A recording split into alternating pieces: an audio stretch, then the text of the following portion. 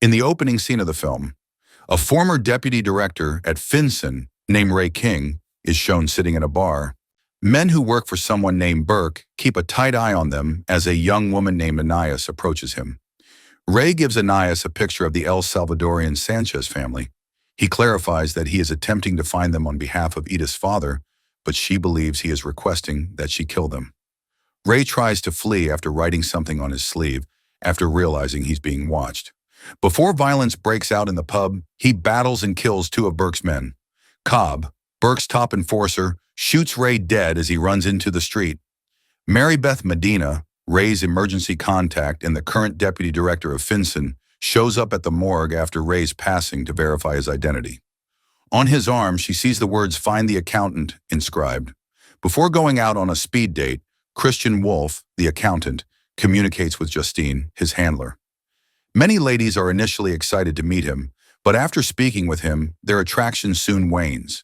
The women are dissatisfied by Christian's direct comments, which include denying love at first sight, acknowledging that he lives in an Airstream, has no friends, and employs a self-made algorithm to determine compatibility.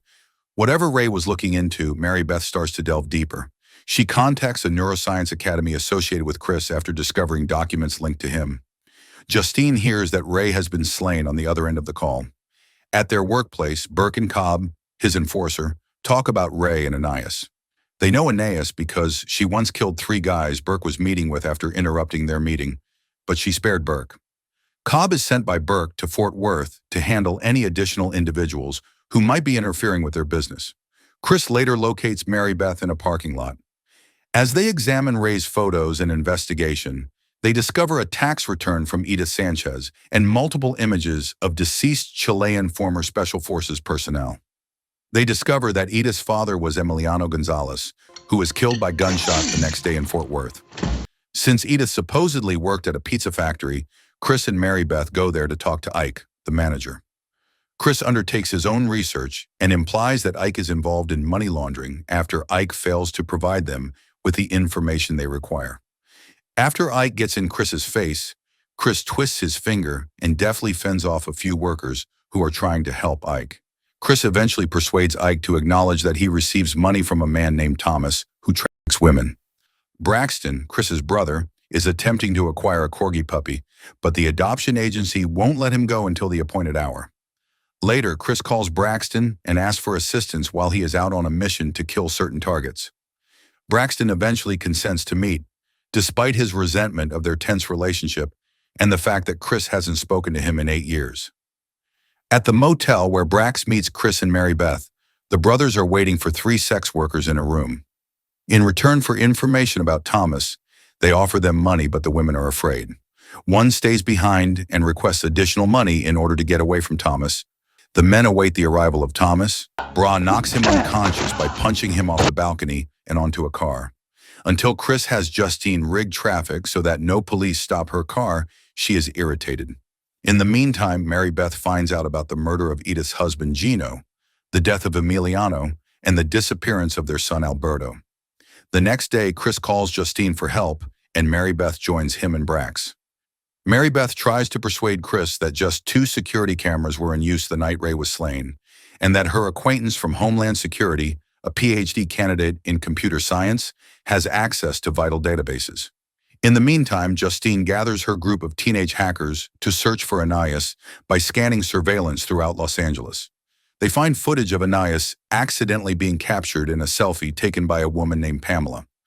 After locating Pamela's laptop, the hackers look through her files to find the picture.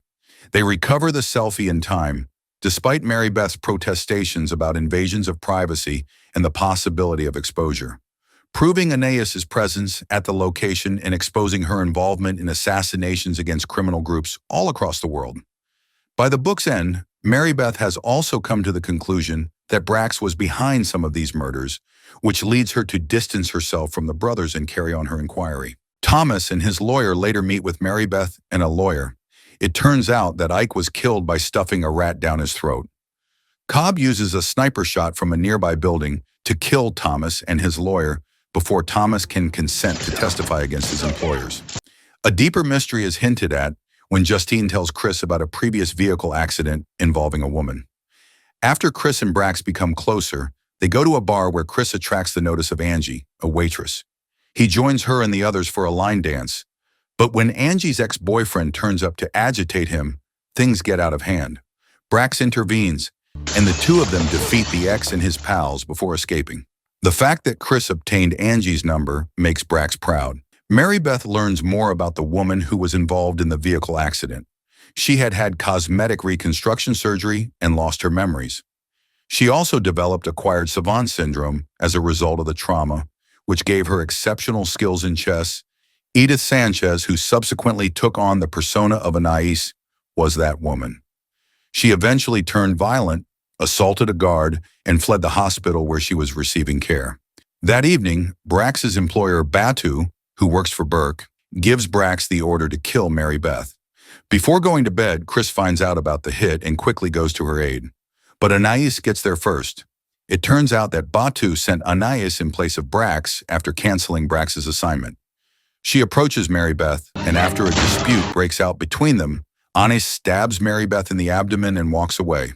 Anais sees a picture of Gino, Alberto, and herself as Edith. The picture brings back memories of her past, including being trapped by Burke's men and seeing Gino killed. Chris gets to Mary Beth just in time.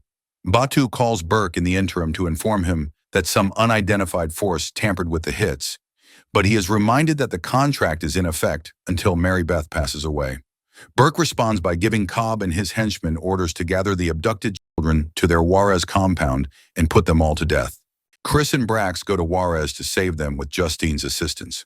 The brothers show there and start shooting at the mercs while the villains capture the kids on the bus.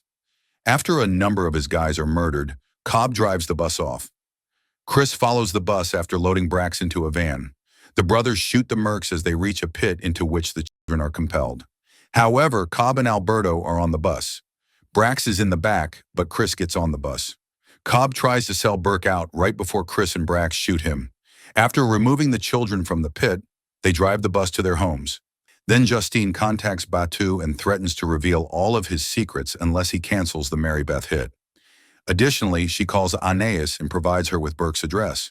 Batu notifies Burke that the contract is null and void in the interim. Burke notices Anais there after just getting out of the shower. Eager for retribution, she snatches a big knife and chases him. Now that she is well, Mary Beth goes back to work. She says that Ray would have been proud and calls a number that Justine is keeping an eye on to thank him for saving the children. As Chris and Brax bring Alberto to them, the teenage hackers arrange a special room at their hideout for him. Chris begs Brax to go trekking with him while they're traveling so they can finally spend time together as brothers, which truly makes Brax happy.